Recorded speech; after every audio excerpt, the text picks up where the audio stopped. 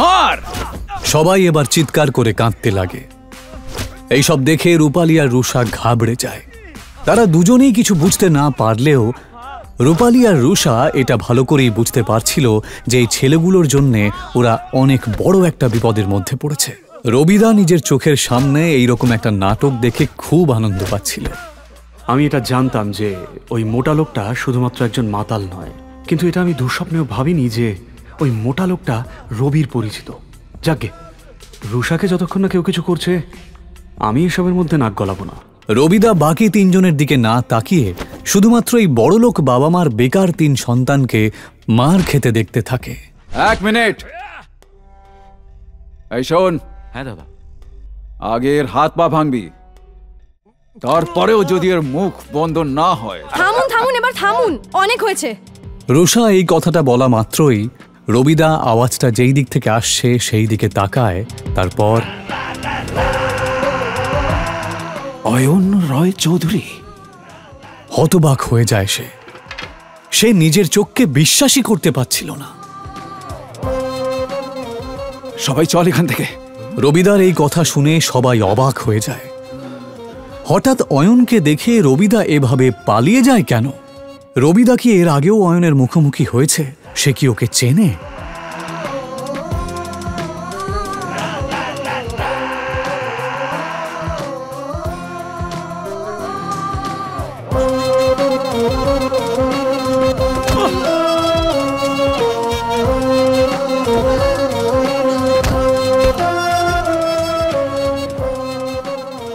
সত্যি কি অয়ন একজন আরবপতি? যদি তাই হয় তাহলে সে কেন এভাবে দিনের পর দিন অপমান সহ্য করছে? রুষার বাবা অয়নের মতন একটা গরিবের সাথে কেন তার বিয়ে দিয়েছে?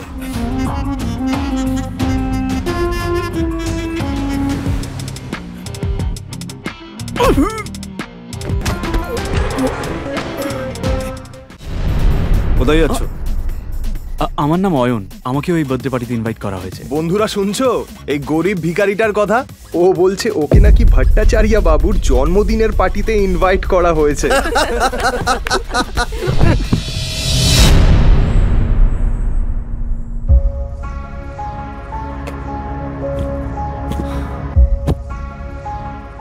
রুষা বেবি, চলো বাড়ি যাই। বেবি? রুষা, তুমি এই ভিখারিটাকে চেনো নাকি? কই না তো। Who the hell are you? এটা শুনি অয়ন অবাক হয়ে যায়। এর আগেও রুষা অনেকবার অয়নকে অপমান করেছে। রুষা, চলো এবার বাড়ি যাই। এ ভিখারি, বেরো এখান থেকে। সিকিউরিটি, একে ঘাড় ধাক্কা দিয়ে বের করে দাও। ঠিক সেই সময়ই বার্থডে বয় ভট্টাচার্য সেখানে হাজির হয় আর তার নজর গিয়ে পড়ে অয়নের ওপর। অয়ন তার জন্মদিনে এসেছে এটা দেখে সে অবাক হয়ে যায়। অয়ন রয় চৌধুরী স্যার, আপনি আমার পার্টিতে এসেছেন? আমার তো বিশ্বাসই হচ্ছে না। আপনি আমার পার্টিতে এসেছেন, আমি তো ধন্য হয়ে গেলাম স্যার।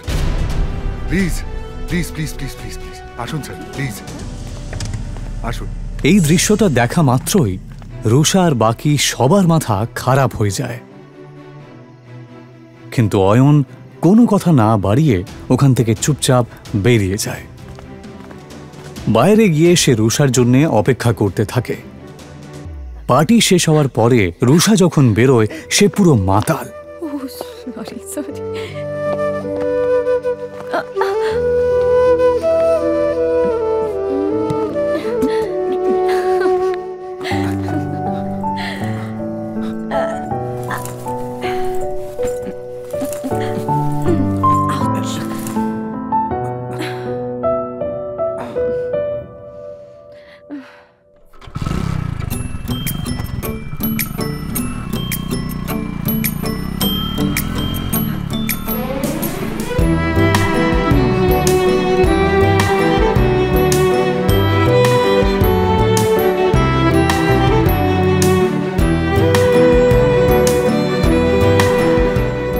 তাকে নিয়ে অয়ন কোনো মতে নিজের শ্বশুরবাড়ি পৌঁছায়।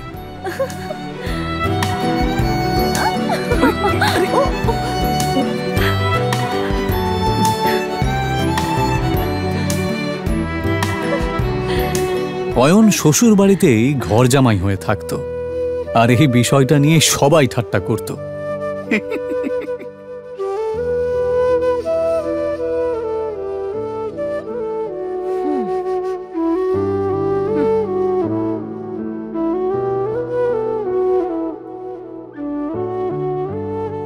বাড়িতে ঢোকার সময় রুষার কাজিন সূর্যর সাথে দেখা হয়। এভাবে বেঁচে থাকতে লজ্জা হয় না? অয়নকে চুপ থাকতে দেখে রুষার কাজিন সিস্টার সায়নী বলে ওঠে, সূর্য বাদ দে এর কথা। জানি না রুষা কি দেখেছে যার জন্য একে এখনো বাড়ি থেকে ঘাট ধাক্কা দিয়ে বের করে দেয়নি।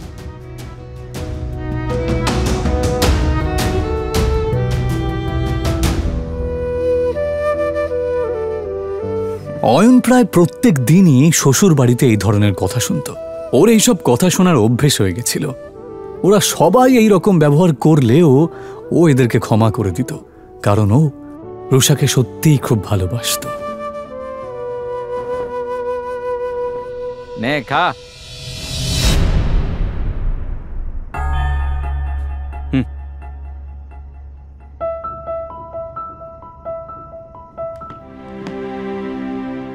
ভিখারি কুত্তা কোথাকারে। ওর একটাই দুর্বলতা ছিল, যার জন্য ওকে দিনের পর দিন এভাবে অপমান সহ্য করতে হচ্ছিল।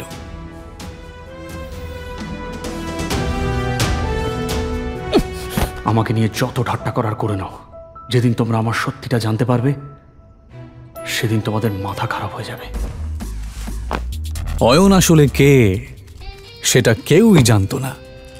তবে কেন জানি না, অয়ন নিজেও কাউকে কিছু বলতে চাইতো না।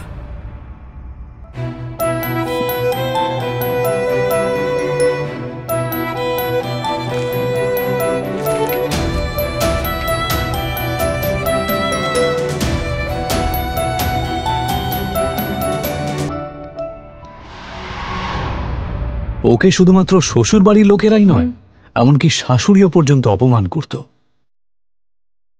উনি রুষা আর অয়নের ডিভোর্সও করিয়ে দিতে চেয়েছিলেন।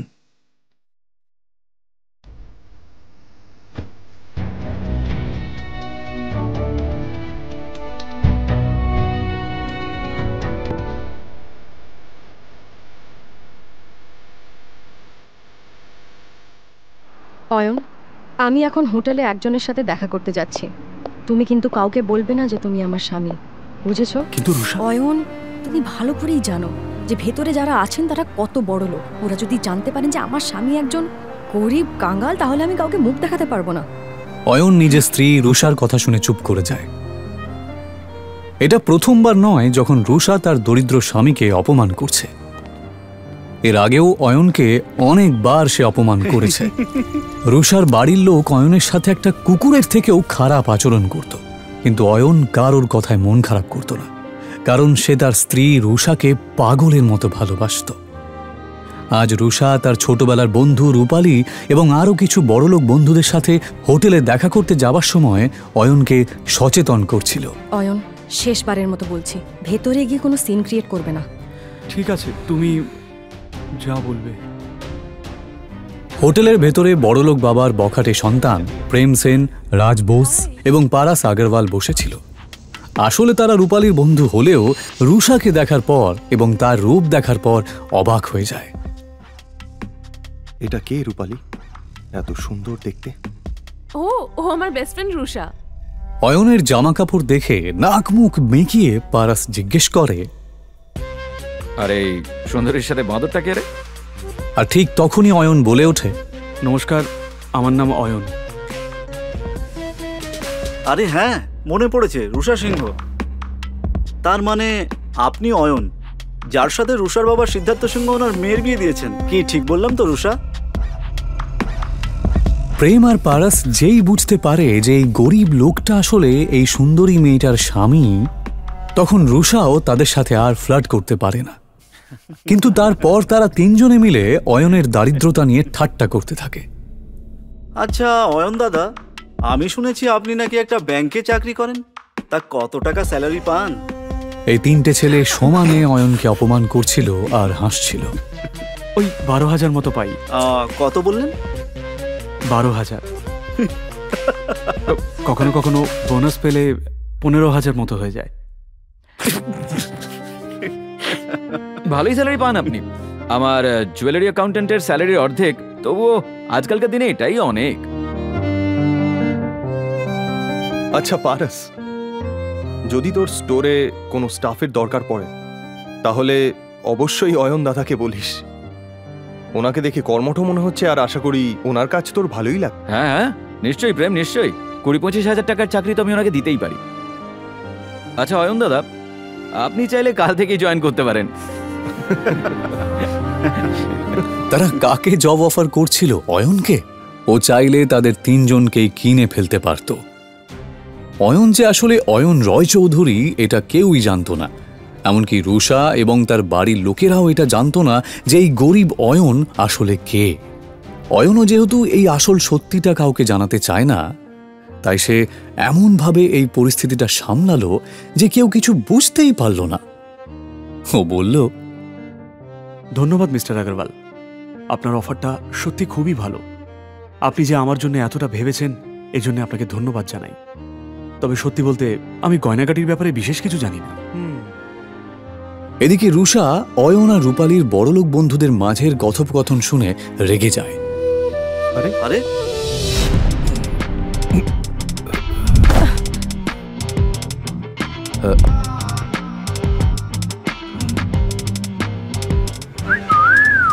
ওই লোকটার মুখ থেকে প্রচন্ড পরিমাণে মদের গন্ধ বেরোচ্ছিল।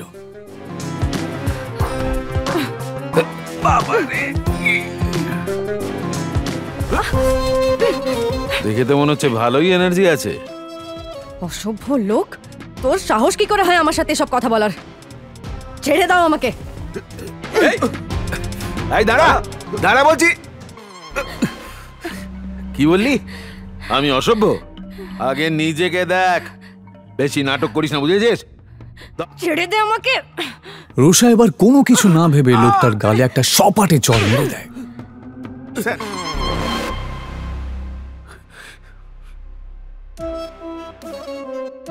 চরের প্রতিশোধ কি করে নিতে হয় আমি তোকে দেখাচ্ছি। রুষা কোনো কিছু বুঝতে না পেরে ভয়ে চোখটা বন্ধ করে নিলেও সেই ভাঙা বোতলটা তাকে ছুঁতেও পারে না। রুষা দেখে যে একটা হাত সেই বোতলটাকে তার কাছে আসতেও দেয়নি।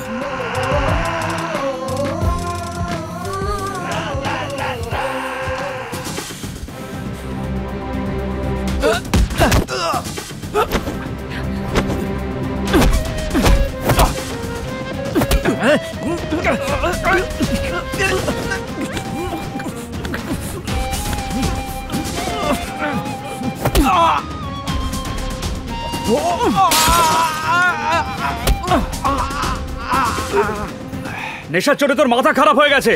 যদি নিজের ভালো চাস তো এক্ষুনি আমার স্ত্রীর পা ধরে ক্ষমা চা আর বেরিয়ে যা এখান থেকে।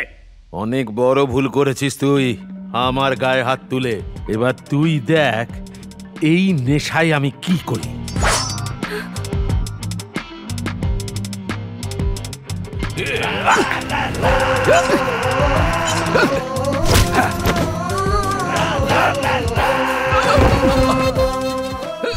অয়নের এই আচরণ দেখে রুষা অবাক হয়ে যাচ্ছিল। সে বেচারি কিছুতেই এটা দেখে বিশ্বাস করতে পারছিল না। প্রেম সেন এবং রাজ বেদিও চিৎকারের আওয়াজ শুনে সেখানে দৌড়ে আসে। এই অসভ্য মাতালটা আমাকে একা পেয়ে আমার উপর জোর খাটানোর চেষ্টা করছিল। এটা শুনে প্রেম সেন রেগে যাবার ভান করে, কারণ ও রুষার মন জয় করতে চাইছিল। আর এই জন্যই সে পুরো বিষয়টা সামলানোর দায়িত্ব নিয়ে নেয়। আর নেবে নাই বা কেন? এই প্রাইড হোটেল তাদেরই পারিবারিক ব্যবসার অংশ। যে তোর সাহস কি করে হয় রুষার সাথে এরকম আচরণ করার? অসভ্য লোক কোথাকারে! লোকটাকে একটু বেশি মারছে। একটা জিনিস তো পরিষ্কার যে এই লোকটা শুধুমাত্র একজন মাতাল নয়। প্রেম সেন আর রাজ বোস কিছুতেই থামছিল না, আর তার জন্যই অয়ন তাদেরকে থামানোর জন্য বলে, ব্যাস অনেক হয়েছে, ওর শাস্তিও পেয়ে গেছে। এইভাবে মারতে থাকলে ও মরে যাবে তো। আরে অয়ন দাদা, আপনি এত ভয় পাচ্ছেন কেন? আমি এই হোটেলের মালিক, তাই এই ব্যাপারটার এখানেই মিটমাট হয়ে যাবে। একটা বোকা ভীতু লোক। অয়নের ওপর রুষার প্রচন্ড রাগ হচ্ছিল। রুষা প্রেম সেন আর রাজ বেদির দিকে তাকিয়ে বলল, এবার বাদ দাও, ছেড়ে দাও ওকে। ও অয়ন দাদা, আপনি দেখছি বেশ ভীতু। আমাদের সঙ্গে থাকুন, তাহলে একটু সাহসী হয়ে যাবেন। কথাটা অয়নকে খোঁচা মেরেই বলা হলো, যদিও এসব শোনার পরেও অয়ন চুপ করেই থাকে। ইতিমধ্যেই কয়েকজন গুন্ডা সেখানে ঢোকে আর প্রেম সেন গুন্ডাদেরকে ভেতরে আসতে দেখে। মনে হচ্ছে এই মোটা ষাঁড়ের গায়ে গন্ডারের চামড়া লাগানো। এত মার খাওয়ার পরেও ব্যাটার শিক্ষা হয়নি। কোনো ব্যাপার না, এদের ব্যবস্থা আমি করছি।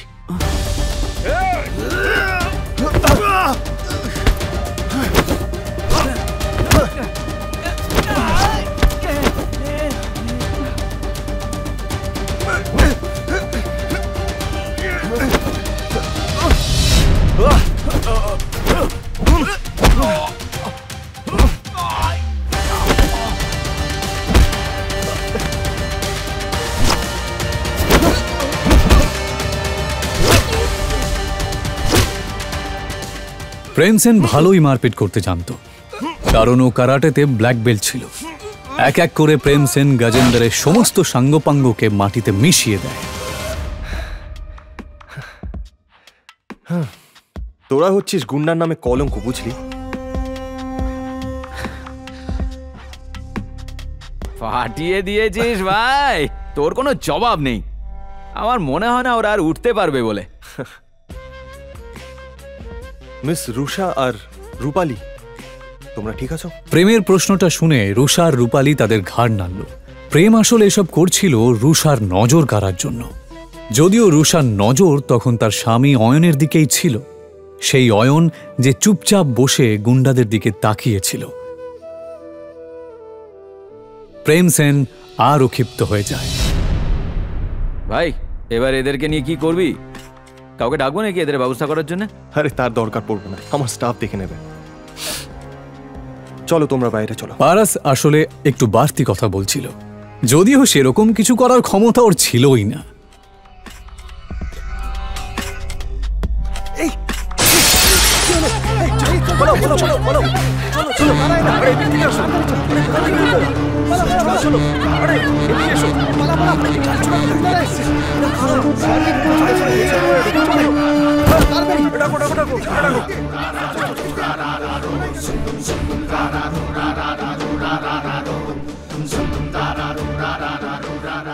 আচ্ছা, তোমাদের এত বেশি সাহস? যদি তাই হয় তাহলে আমার সামনে এসো। সেই তো, ভয় কেন পাবো? তোদের হারানোর জন্য সাহসের কি প্রয়োজন?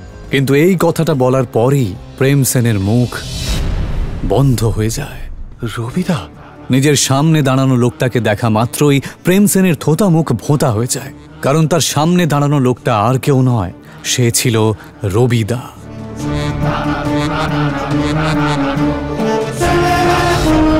তাদের সবার লাল চোখ দেখে এটা বোঝা যাচ্ছিল যে তারা এখানে প্রেম এবং বাকি সবাইকে শেষ করতেই এসেছে।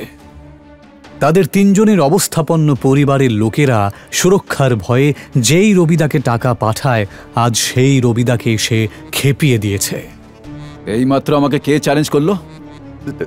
দাদা, আমি তো ঠাট্টা করছিলাম, আমি জানতাম না ওখানে আপনি দাঁড়িয়ে আছেন। আমায় ক্ষমা করে দিন। ও, ঠাট্টা করছিলি বুঝি? হ্যাঁ, তা হতেই পারে, ঠাট্টা তো হতেই পারে।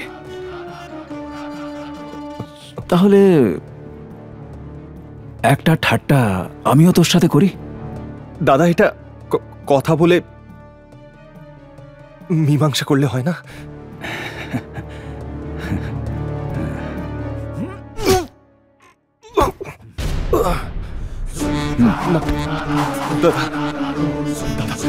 ক্ষমা করে দিন। কি কেমন লাগলো আমার ঠাট্টাটা? এদিকে কারাটেতে ব্ল্যাক বেল্ট পাওয়া প্রেম মেঝেতে শুয়ে নিজের বুকে হাত দিয়ে জোরে চিৎকার করতে লাগলো। পারাস আর রাজ এটা দেখে অবাক হয়ে যাচ্ছিল। এসব দেখে ওরাও রবিদার পায়ে পড়ে প্রাণ ভিক্ষা চায়। হাসবি না দাদা।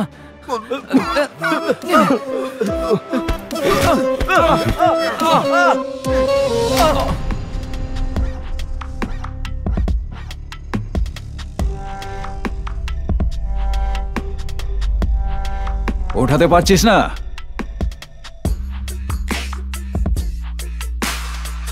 প্লে কর।